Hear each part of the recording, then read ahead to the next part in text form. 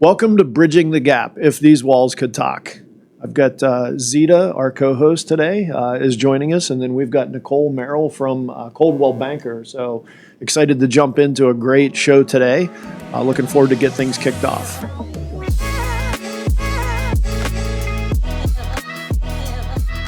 All right, welcome back, everybody. It's great to be on the show today. Zita, welcome. Thank you. Thanks for having me.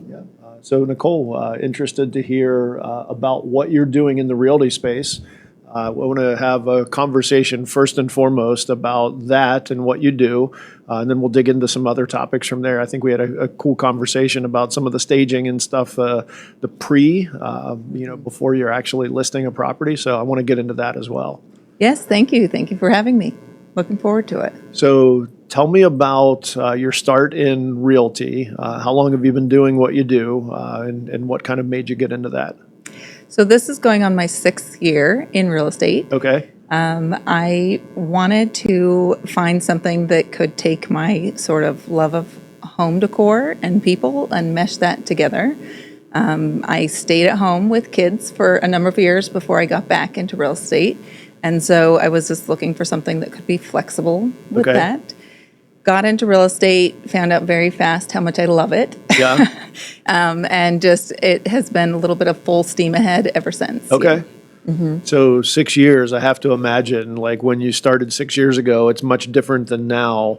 Yes. Kind of curious, how old were the kids when you started, and where are they at now, and how has that changed? And she's got a bunch of kids. I have 5.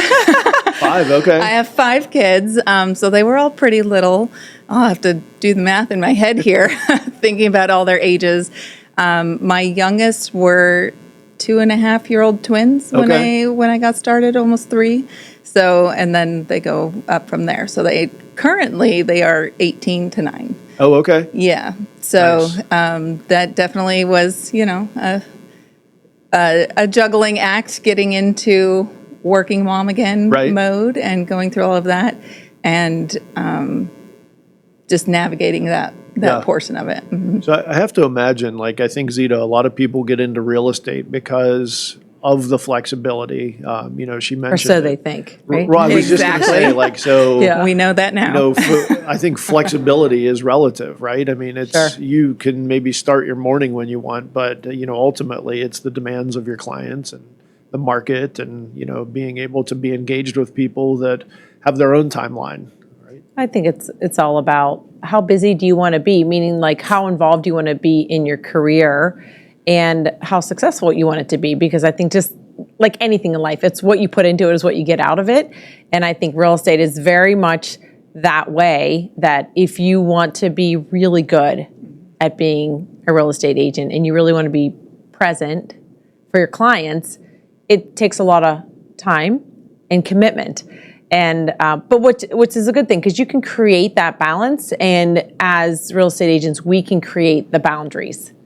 It can overtake your life and your time if you let it. Right. But I think that at least what I have found, and I'm sure Nicole, you're the same way, because she's like a rock star agent and has really grown her business, and I've watched it, and it's so impressive to see you juggle that with 5 kids and be really, really good at what you do. And it's really evident. So, but taking that and saying, like, where can I plug myself in, do something that I love, be really present for my family, my kids, and just doing a really good job.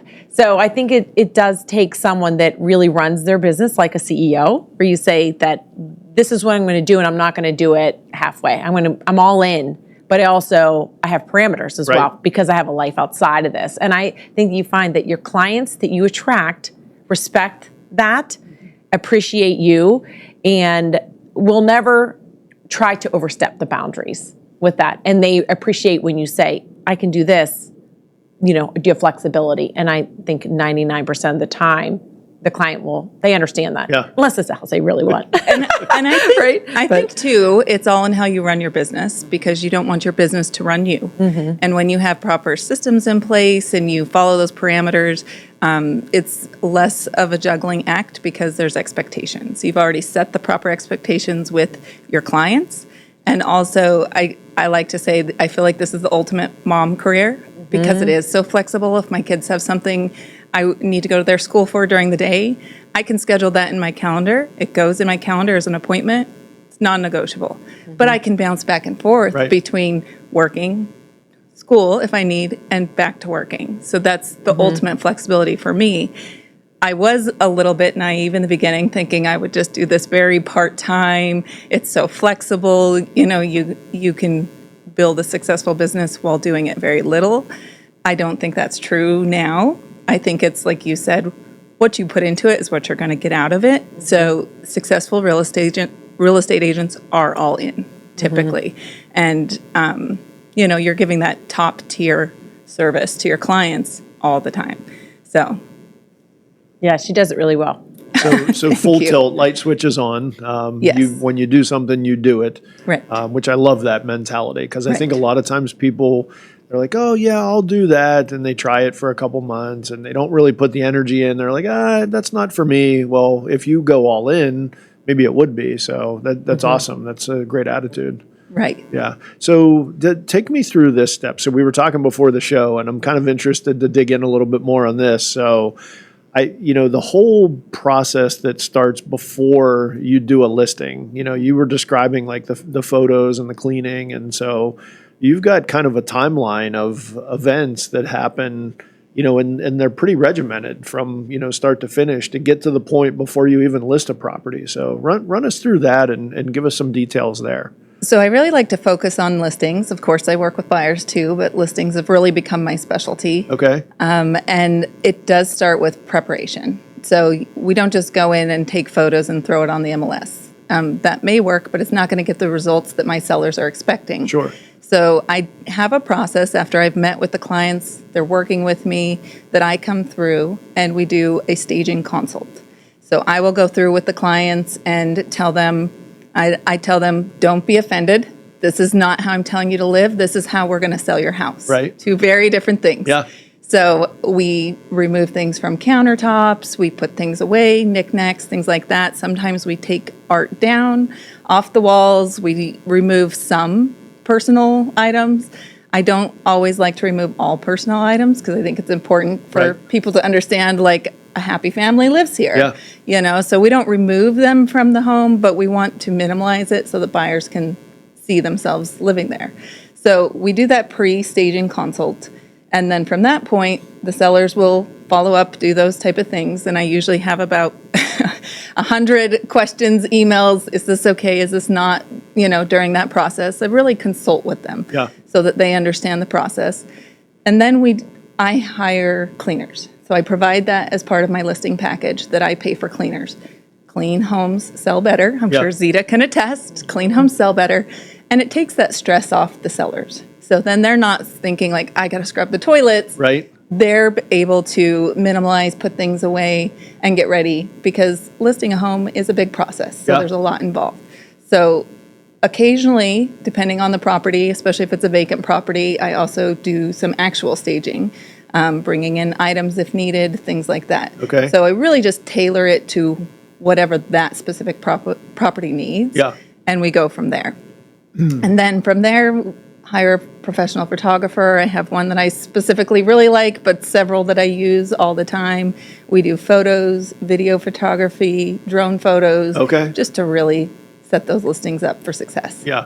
So here's an interesting piece, and I never really have understood the difference between the two. So you said you deal primarily in listings, and then there's a buyer's agent as well, right? So I'm kind of curious the difference, and I didn't think about specialization in one versus the other. I just thought you're an agent and you buy and sell, and it was kind of both sides of the fence. But I never really connected the dots between one versus the other. So.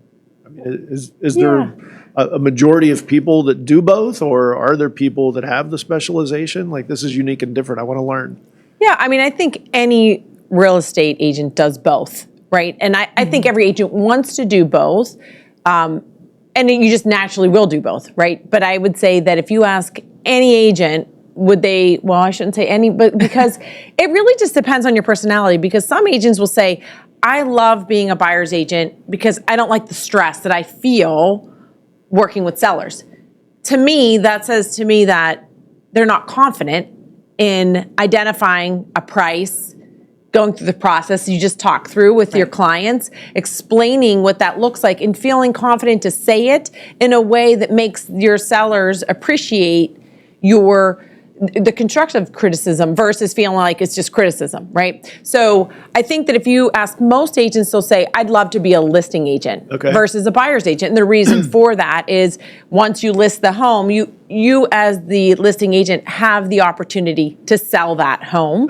Whereas if you're a buyer's agent and you go in and there's 15 showings, you're one of 15 people that get to potentially put an offer on that home if your clients like it and compete for it potentially, right? Now, and that's what our market's really been driven towards over the last 5-6 years. It's been more about a seller's market, buyers competing, specifically in our market here. Like across the country, I know that things are shifting, but I would say in our market here, we're still at such low inventory levels that it's really challenging to secure a home. But if you're the listing agent, 99% chance you're going to sell it. Right? So you're definitely guaranteed a deal in there. Whereas a buyer's agent, you could drive someone around for a year and they may never buy anything. So if you only have buyers and the inventory is really low, that's not a good recipe for trying to have a successful career in real estate. But if you're a listing agent, you're ultimately going to attract buyers for your own listings. And if it's not just for that listing, chances are likely someone's going to reach out to you for a listing. And then they may say, we're looking to buy. We see that you've helped other clients buy and sell, and we appreciate your expertise and we'd like to work with you. So having those deals to be able to share on your profile, whether it's a buyer or a seller, you're ultimately going to get clients on both sides reaching out to you. But if you're just a buyer's agent, and there's nothing wrong with that, some people really like that, you minimize your opportunities for more deals. Makes a lot of sense now. So, okay, good. Yes, but it's good to be both. Because if you're on both sides of the transaction, you really can relate and understand it, and it helps you price homes better and more efficiently. At least I found that in my experience, right? Nicole, and also just advise, because sometimes when you're working with buyers, and I do both, not just listings, but it's also great to be like, if I was the listing agent, here's what I'm looking for in a multiple offer situation. And it helps you advise your buyers because you are routinely seeing the other side where we may have multiple offers and we're looking for what's going to be the smoothest transaction from offer to close, which is what sellers really want. And I think as a listing agent, you learn some unique strategies potentially from other agents. You're like, oh, I never really thought about that. So like over your career, I'm sure you've seen some strategic offers come in that maybe you think, oh, this was a really good way to position this. And this is a really great scenario for my sellers. So you think about that when you're on the other side of it to say, that's how I'm going to position my offer as a buyer's agent when the shoe's on the other foot, right? So I think that's, I actually just posted something like that on social saying how I had a client that placed an offer on a house. There were multiple bids, 7 bids, and we got the property and we weren't the highest bid. And how did that happen? How did we make that happen? And, and I think that comes down to experience and professionalism, having the relationship with the agent on the other side, picking up the phone and calling that agent, having dialogue, that you would be surprised, being a listing agent, how many buyer's agents don't do that. There's nothing You would worse. be shocked. I mean, you literally, Nicole, I'm sure you've experienced this. You have a listing and then all of a sudden you get offers and then one just pops in your email and you're like, thank goodness it didn't go to spam. No phone call, no text, or maybe you get a text, hey, just sent you an offer. It's like, sell your buyer to me so I can sell your client to my seller. Tell us why you want to get to the closing table. That story, I think like anything in life, when you connect with someone and you can feel their passion about, I'm really fighting for my buyer. That makes me feel like I want to fight for your buyer because X, Y, and Z, whatever the reason is, right? Well, I mean, I'm sure it also shows competence of the other agent because sometimes the agent on the other end of the transaction is really important to the success of the deal. Very, I mean, yes. so when you see as a listing agent, you're vetting the other agent, you're vetting the lender, you're vetting everything that goes into the process for your sellers. Yeah. And if you have a good rapport with all of those people, the communication is there, which is really important, you're going to have a more successful transaction. Okay. So those are things that you're looking for as a listing agent. It's confidence that you know it's going to close, right? Right. Because if you have an agent, there's very minimal communication up front. You just don't know, like, how in it are they? Right. How in it are their buyers? And I want to feel like I've guided my clients in the right way to choose the right offer to make sure that we're going to get to the closing table. Yeah. So that communication is so key. Right. I agree. So interesting that we're talking about communication. That's my word for the year. So, in our retreat that we do in January, we say our word. And so it's been communication. And I feel like there's so many communication gaps. And by communication, I think a lot of it, the verbal part that we're talking about, for me, I think people are reluctant to pick the phone up and call someone because of the convenience of email or text or, there's so many other avenues out there now that aren't that personal conversation. Mm-hmm. Like I always say, when you're communicating with somebody, there's a lot of things that you can control by the tone of your voice, by, listening and replying based on what they've said. And, there's a lot to communication that sometimes people don't realize. But, the experience that you get from being face-to-face and having a conversation with somebody, it connects really to the phone where you're maybe calling with an offer to say, hey, here's the offer, but here's, part of the conversation of why we're offering this that you don't explain in a text message or an email or, so how many times do you get offers in a text or is it, Unfortunately, an email? often. Is it? Okay. Unfortunately, often, yeah. I mean, it just depends on the scenario, but there's nothing worse in a multiple offer situation if that's what we're in. You never want to miss an offer, and sometimes like your email inbox can be going crazy, Right. and they're stacking up, and that clear communication with the other agent can sometimes be the make or break. Yeah. If two offers come in and they're very similar or the same, and one's communicating and one is verbalizing why they're in it and why their buyers are in it.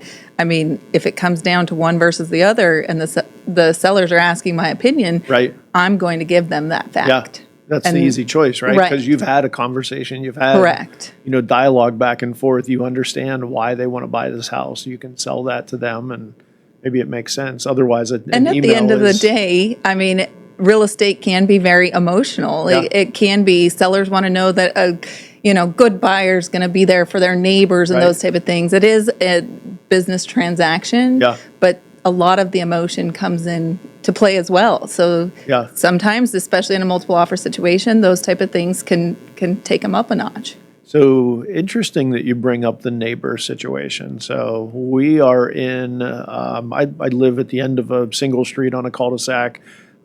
We've got kind of a core group of people in our neighborhood that it's starting to turn over now. Our neighbors that are directly across the cul-de-sac from us they've sold the house to their son.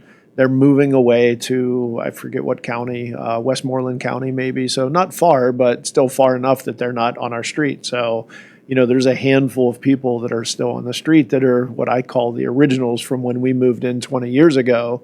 It's changing now. And so, I never really thought about the whole buying and selling process of worrying about your neighbors. But, we see a house go up and we're like, I wonder who's moving in here. Like, do we have any control over, right? Did you see who was at the open house today? And they don't go on the market all the time. We're in Hampton. So, I feel like a lot of times they get bought and sold before they get listed. So, for me, like when I see that, I'm curious, gosh, I never thought of that, like pre-planning to care for your neighbors. I wish everybody in our neighborhood did that, but they didn't ask me. So you're not standing up front interviewing the people when they pull up. You're standing there to find out if they're to put acceptable. That on the checklist, the pre-listing checklist. Clarify with Jim that it's okay for this person to buy the house. Exactly. Well, it was funny. I actually got a phone call from a neighbor on a house that I had listed. Okay. They closed. And I guess the sign was still there. He ordered the sign down, and the sold sign's up and all the stuff. The sold sign's up, but it was closed maybe 10 days ago. So this is long. I mean, the sign should have been down, right? We ordered it down twice. For whatever reason, it was missed.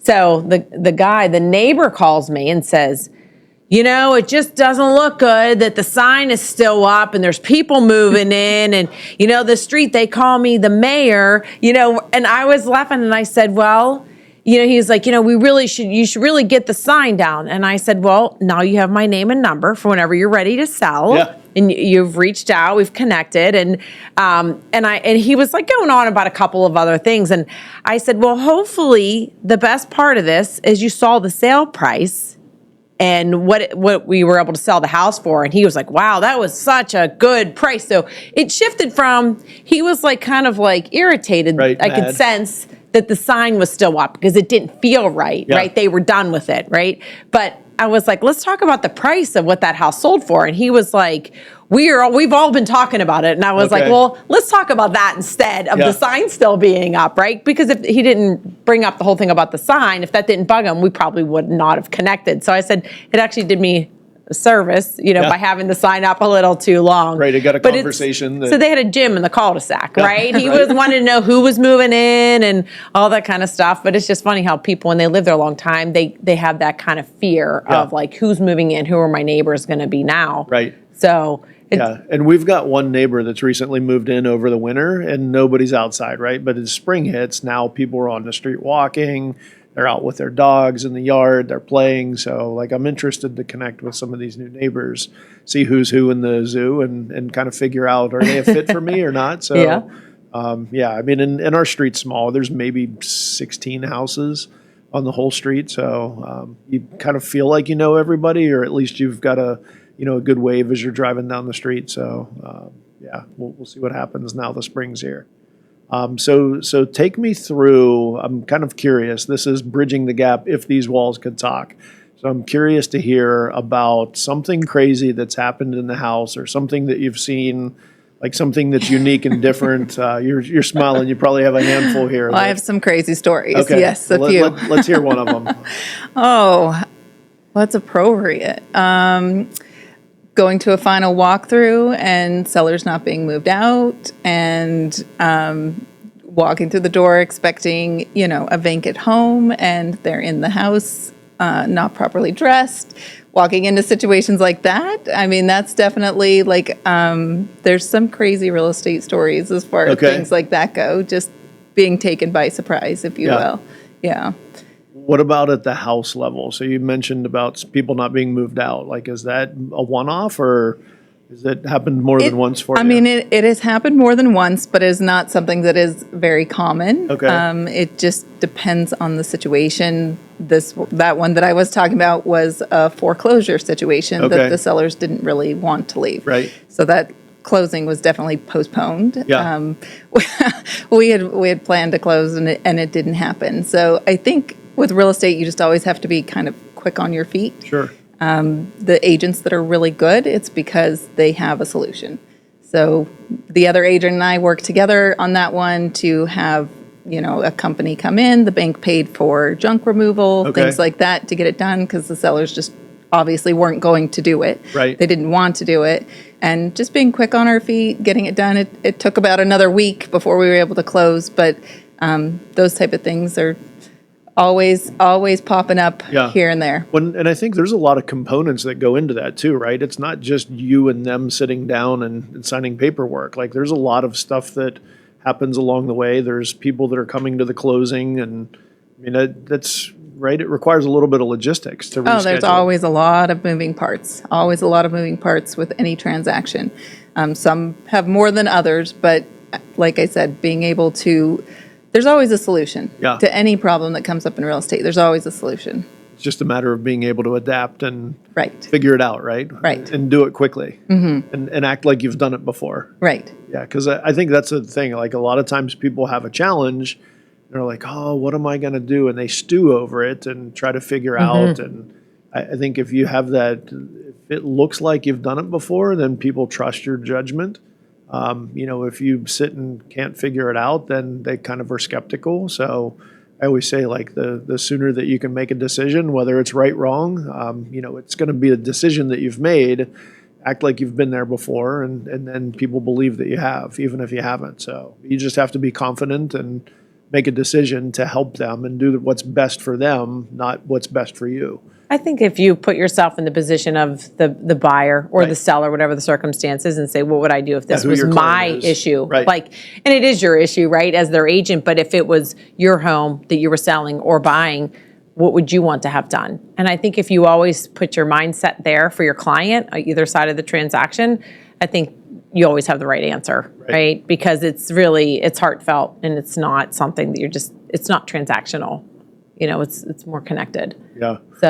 So tell me this, and this will be something for the viewers. What makes you unique and different in the process? I think just being able to adapt to every situation, work in different price points, and just really communicate well with sellers.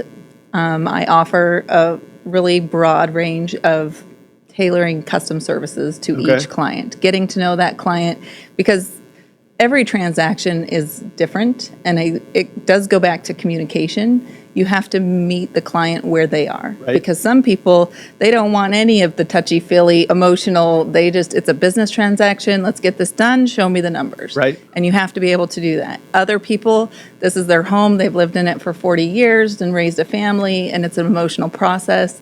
Other people are moving out of, tough situations or divorces, things like that. So really just being able to adapt and communicate effectively with clients and listen to what they're really asking you to do. I think that makes a big difference, instead of just getting worried about, here's the process. It has to go exactly like this every time, because it doesn't. And Never. if you think if you think it's going to go the exact same way every time, you are not going to be right. Right. Yeah, it's a lot of adapting and moving parts, and just really tailoring the transaction to whatever that client's needs are. Yeah. And I think you made an interesting point, and I think a lot of times people miss this, but communication's two-way. So you're not there telling all the time. You're there listening. Mm-hmm. If you don't listen, you're going to miss something. And I think that's, people want to talk to be heard. They listen so that they can give them the answer that they've already predetermined in their head, because that's the way it happens all the time, right? And instead of listening and going, oh yeah, take a second, you pause, you have a response, but that response is based on hearing and not based on the way we've always done it, right? So yeah, and I can tell a little bit of a short story of a mother was selling her son's estate. Okay. And something had happened that the buyers requested to move up closing early. Okay. She agreed. Paperwork was signed. Closing was happening just a couple days earlier than planned. And the day of closing, she called me, and she was very upset with me, saying, "Oh, I needed more time. I had something I was going to get out of the garage." And I said, we've handled it. We're helping you. We're getting it. And she was just really upset. And listening to her, I let her tell me why she was really upset. Okay. It was a really hard transaction to settle her son's estate. Right. And that emotion bubbles to the surface. And I think some agents can't identify that and escalate it, if you will. Well, I didn't do anything wrong or something like that. And being able to listen to the seller. Right. And say, I hear you, Yeah. I understand, and I understand this is a really tough situation. Here's how we can solve this. By the time I get off the phone with her, she's totally calm, cool, happy again. And just being able to communicate that. Right. Real estate can be very emotional. And so you have to manage your emotions, and you have to manage everyone else's emotions around you and not react, but be able to de-escalate those type of situations. Yeah, and I think a lot of times people take things personally, right? I mean, that creates the more of an argument or more of an escalation, instead of just listening and processing and understanding from their perspective.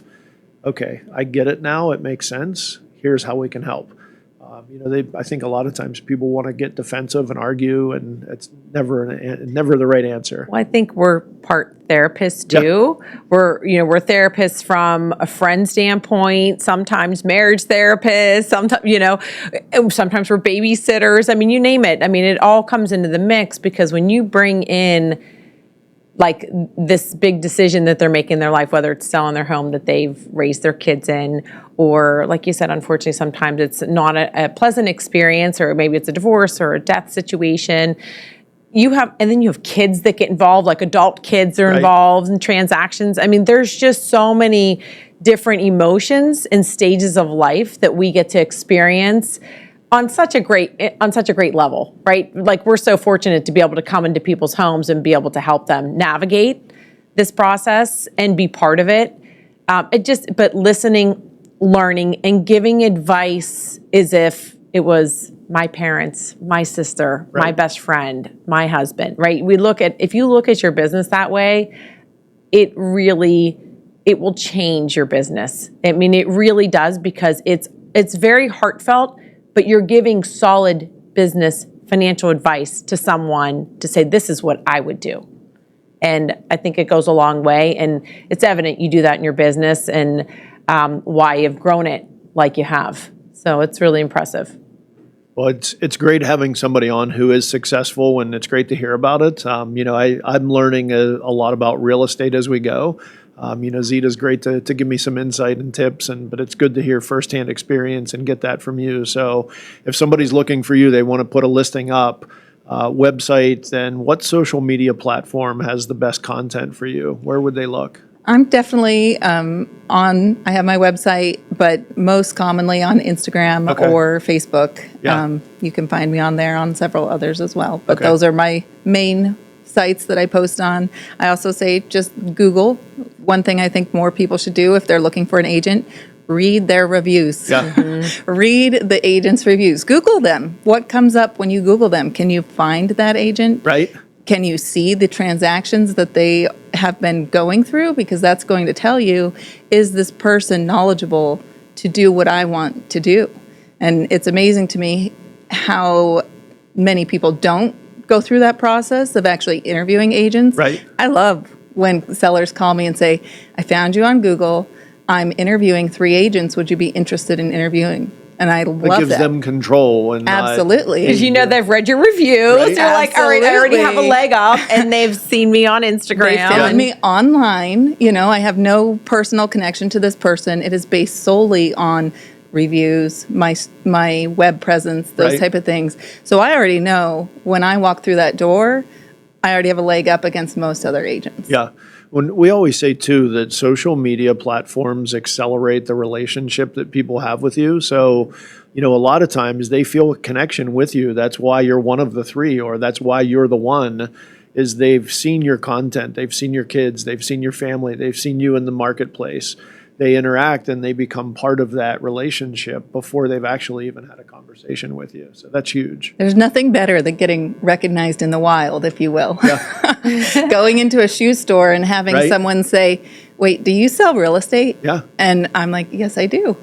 And, Interestingly enough, yes. being able to be identified like that because of a mutual friend of ours that shares things that I share. You know, she reshares my posts or talks about me online, and she had seen that. So I think that is definitely underrated by a lot of agents, that social media presence. And I think it doesn't have to be perfect. I don't do a lot of custom tailored posts, in my opinion. I just document. I document what I'm doing and try and, throw houses and stuff in there as well. But that documenting what you're doing is enough. It gets you noticed. And I think people like to see you as a person, like you, the real you, not you as the Instagram, the makeup. The headshot photo. Right, exactly. Yeah. The polished, the final result. Which is all we used to do. Yeah. That was just it. I mean, that was if you just put your houses up on there and say, just listed, just sold, whatever. That was enough. People were like, oh, you're active in the market. Now it's social media is taken over. Yeah. And now we have to be present there too. It's like another full-time job. Right. But it is also like a little bit of a business partner too. Yeah. It's working for you when even when you're not working. Right. You know, it's and it's a free resource. Absolutely. It doesn't cost anything. Right.